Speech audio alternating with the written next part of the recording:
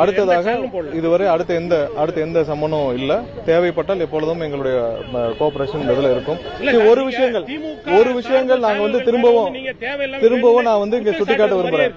அதாவது கடந்த முறை அமித்ஷா அவர்கள் தமிழகம் வந்த பொழுது எல்லாருக்கும் இதுல நீங்க நிறைய விஷயங்கள், நிறைய ஊடகங்கள், நிறைய வந்து நீங்க விவாதம் நடத்துறதுக்கான வாய்ப்புகள் நிறைய இருந்து. கடந்த முறை அமித்ஷா அவர் வந்தபோது தமிழகத்துடைய பாரதிய ஜனதா கட்சியோட தலைவர் என்ன சொன்னார்?